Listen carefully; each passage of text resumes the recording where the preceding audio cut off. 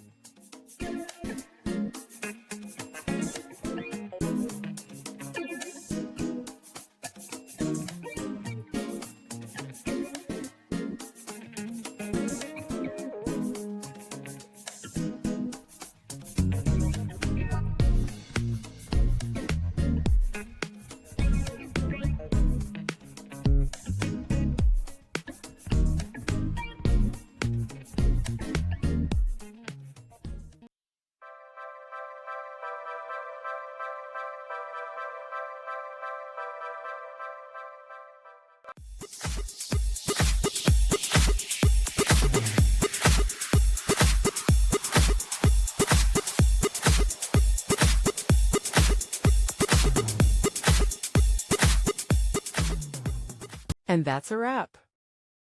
I hope you found the answer you were looking for. If you did, take a second to hit that subscribe button. It really helps out.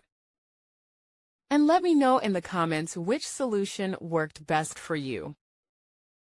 See you next time in the debug zone.